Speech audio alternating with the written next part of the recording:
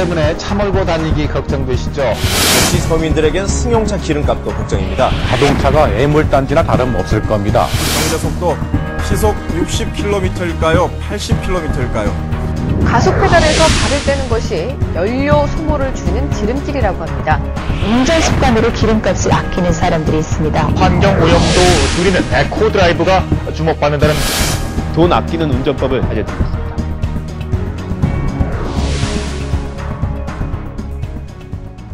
우리 정부가 한국의 위상에 맞게 국제사회 기여도를 높이자는 취지에서 저탄소, 녹색 성장과 관련된 국제기구 창설을 추진하고 있습니다.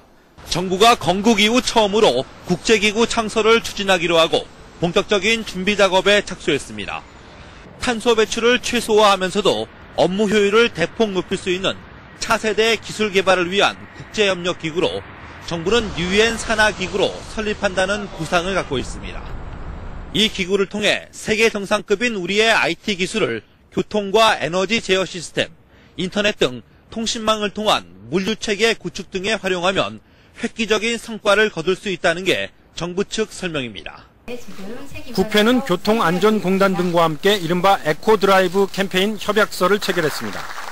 국회는 에코드라이브, 즉 친환경적이고 경제적인 운전 습관이 전 국민에 확산되면 석유 절감과 온실가스 감축으로 연간 25조 원의 경제 효과가 기대된다고 밝혔습니다. 정말 이제 자동차 분야가 얼마나 많은 에너지를 소유합니까?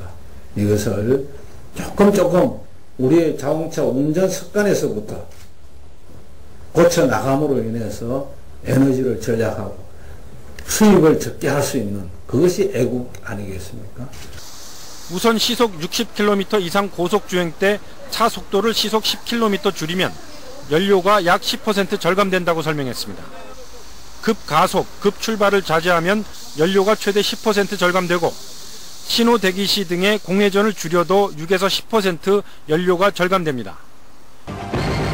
내리막길에서 가속 페달을 밟지 않는 등 운전 습관을 조금만 바꿔도 연료비를 최대 40%까지 절약할 수 있다는 실험 결과가 나왔습니다. 내리막길에서는 굳이 가속 페달을 밟을 필요가 없습니다.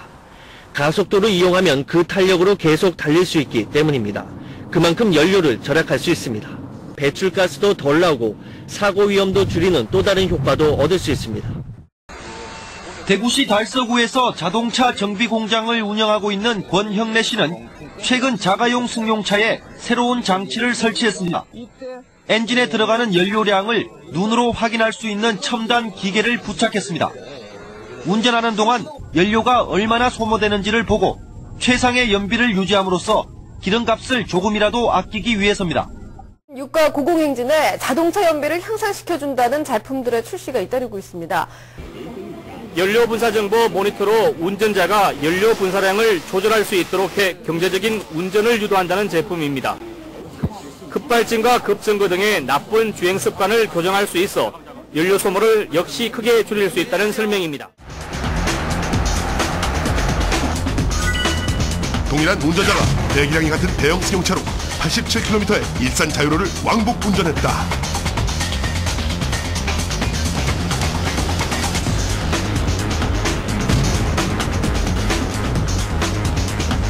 실험 결과 짐을 싣고 공기압을 낮춘 차량은 8.27리터, 짐을 뺀 차량은 6.8리터가 사용되었다.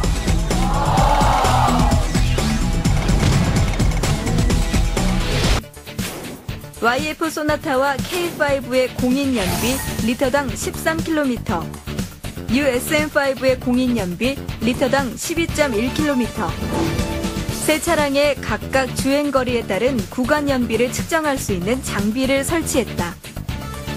차량에 있는 이슈에서 인젝터로 가는 연료 분사 시간을 갖다가 그대로 읽어와서 이제 화면으로 해서 운전자에게 보여주는 장치입니다. 차량에는 운전자와 차량팀을 포함해 모두 3명이 타고 동일한 10km 구간을 왕복하며 실험을 진행하기로 했다. 창문은 모두 닫은 상태로 에어컨은 켜지 않았다. 시속 70km에서 80km를 유지하며 약 10km를 달려 구간 연비를 측정했다. 그 결과 YF 소나타 구간 연비 리터당 16.5km, K5 구간 연비 리터당 18.1km, 뉴 SM5 구간 연비 리터당 18.8km. 누적 주행거리에 따라 연비가 다를 수도 있지만 실험 차량 모두 경제 속도로 주행 시 공인 연비보다 평균 40%의 연비 상승률을 보였다. 경제 속도요? 도로 속도밖에 모르겠는데요. 100이요. 90에서 100. 실시간 연비 표시 장치를 달고 차종별 경제 속도를 알아봤습니다. 1000cc 미만 경차는 시속 60km일 때 1리터에 27, 8km로 최적의 연비를 보였습니다. 하지만 속도가 80km로 높아지면 연비는 18, 9km로 뚝 떨어졌습니다. 2500cc 이상 대형 승용차는 이와 달리 시속 60km에서는 연비가 나빴지만 시속 80km로 높이자 오히려 연비가 향상됐습니다. A씨는 급출발과 급제동을 줄이고 과속을 최대한 자제하고 있습니다. 운전 습관을 고쳐야겠다고 마음먹은 건 비싼 기름값 때문인데요. 벌써 상당한 효과를 보고 있다고 합니다. 연비가 한 7km에서 그 전으로 나왔어요. 7km 전으로 나왔는데 현재는 한 10km 이상, 한 10km 전으로다가 타고 있어요. 제가 가지고 있던 운전 습관이 나쁘다라고 생각 안 했었는데 실제 그 친환경적인 에코드라이브 그 운전을 접하고 나니까 어마어마한 상당한 차이가 있더라고요. 경제 속도로 운행하면 기름을 얼마나 줄일 수 있는지 알아보기 위해 자유로 휴게소에서 통일 전망대를 돌아오는 40.6km 구간을 시속 80km를 유지하면서 달렸습니다. 우측 상단의 연비 측정 장치의 수치가 계속 올라갑니다. 1리터당 평균 연비는 12.4km입니다. 이번엔 같은 차량으로 과속 운전을 해봤습니다. 급가속과 급제동이 반복되면서 도착했을 때 평균 연비는 1리터당 9km입니다. 경제 속도를 지키면 기름을 가득 넣고 서울에서 부산, 대전을 거쳐 서울로 돌아올 수 있지만 과속 운전을 하면 돌아오는 길에 대전에도 못 미쳐 기름이 바닥나게 됩니다. 에코드라이브 랠리 국제대회 한국 예선전서 최고상을 거머쥔 강기종 씨. 94년식 2000cc 자동차로 공인 연비의 2배가 넘는 리터당 23.1km의 연비를 기록했다. 그의 연비 비결은 바로 에코드라이브 운전 습관. 먼저 자동차 무게를 줄이기 위해 트렁크를 비울 뿐만 아니라 매트마저 걷어냈다. 자동차 무게를 줄이는 것만으로 3에서 5% 연료 절약 효과를 볼 수 있기 때문이다. 또 지난해 경제운전 안내 장치를 장착했다. 경제운전을 할 때는 녹색 램프가, 급가속이나 급정지를 할 때는 붉은색 램프가 표시된다. 연비 또한 실시간으로 알려준다. 경제적인 운전을 하는데 가장 중요한 건 정속주행. 정속주행만 해도요, 적게는 20%에서 50% 정도까지는 연비가 향상이 됩니다. 그리고 이른바 3급을 피하는 게 중요하다. 시속 7, 80km로 달릴 때 리터당 20km가 넘던 실시간 연비가 급출발, 급가속, 급정거를 하자 8km로 떨어졌다. 과연 에코드라이브 효과는 얼마나 될까? 총 주행거리 69.8km, 휘발유 3.58리터 사용, 구간 연비 리터당 19.4km, 공인 연비보다 약 2배 높은 연비 상승 효과다. 이처럼 강기종 씨가 1년간 공인 연비 리터당 10.3km로 2만 km를 주행했다고 가정할 경우 리터당 2,000원인 휘발유 값은 388만 원. 하지만 경제운전으로 연비를 리터당 19.4km로 높이면 휘발유 값은 47% 줄어든 206만 원. 리터당 기름값이 일반 운전자들에게 2,000원이라면 강기종 씨에겐 1,060원인 셈이다. 서울에서 부산을 전에 같으면은 왕복을 도저히 상상도 할 수 없는 그런 일인데 지금은 서울 부산을 충분히 왕복하고도 연료가 남는 그런 정도까지 달라졌죠. 온실가스 대책 전문가 그루터 박사가 한국 기업 카본솔루션을 방문했는데요. 화면으로 준비했습니다.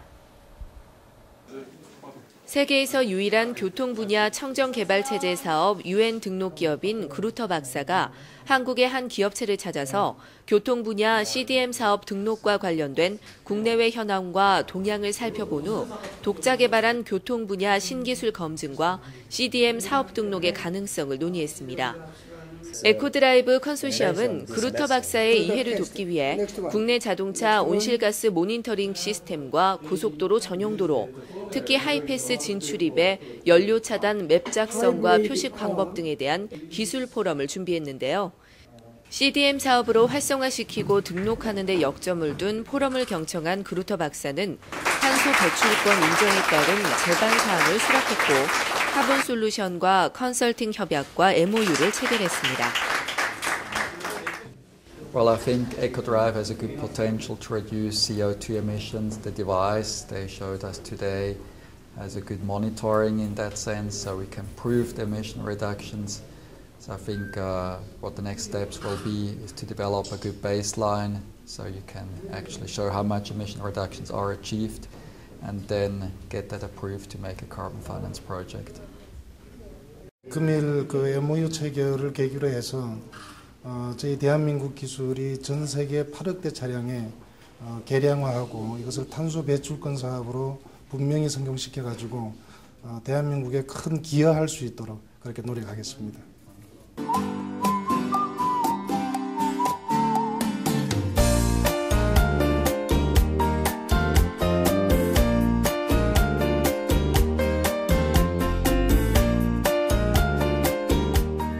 운전 습관 개선만으로도 이제 연비가 많이 향상된다는 걸 알 수가 있었고요. 특히 오늘 같은 경우는 CO2를 모니터링하는 그런 시스템을 세계 최초로 시연을 했다는 게 큰 의미가 있는 것 같습니다.